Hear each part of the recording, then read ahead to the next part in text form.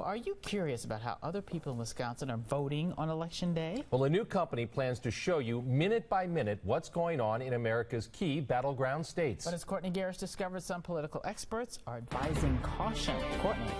Carolyn George, it's a new strategy for November 8th. The company plans to show people in real time how the presidential candidates are doing at the polls in Wisconsin and 6 other states. Information only political campaigns and journalists have had access to until now.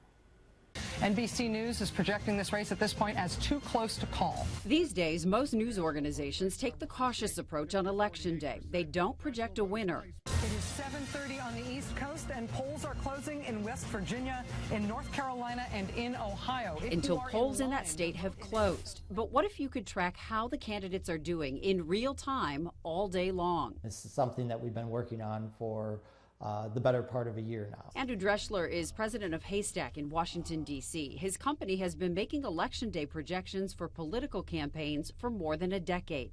Now Dreschler and a bipartisan team of election veterans want to share that kind of information with all of us. To be able to say, here's how this state is voting, and here's the projected outcome at the end of the day. The group formed a company called votcastr. It's training hundreds of volunteers who will be on the ground in 7 battleground states, including Wisconsin. On Election Day, those volunteers will be at polling places, keeping track of how many people voted. Votcastr will then combine that turnout information from hundreds of districts across the state and calculate how the candidates are doing. Those numbers will shift throughout the day as turnout changes. One thing Votcastr won't do is declare an actual winner. We feel good about our models, but we would never say 100%.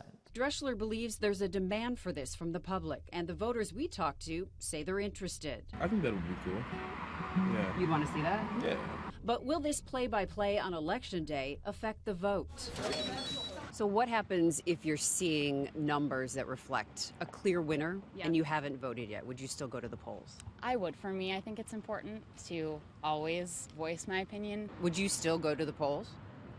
Yeah, every vote counts. But Charles Franklin of the Marquette Law School poll is wary about sharing this kind of information. If you make a mistake, what are the consequences? Franklin says there's a reason networks keep data that projects who's winning or losing under wraps until the polls close. You introduce a new element to elections which is not valuable to the public if it turns out to be misleading. But the creators of Votcastr say there are checks and balances in place. Being able to see when data that's coming in is bad data, and that's something that we have a lot of experience in. Votcastr hopes letting people see the game as it unfolds will better connect voters to the process and be the norm in future elections.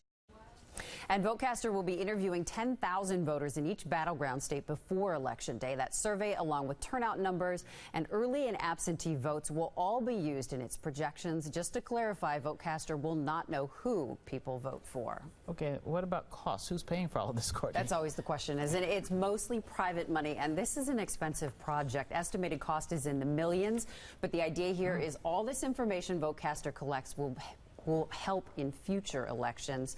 Votcastr is following the race for president and Senate races in those battleground states. TMJ4.com for links on where you can follow the projections on Election Day. It could ultimately change the whole landscape of what it is going to be interesting to watch. Process. Yes. Okay, thanks, Courtney.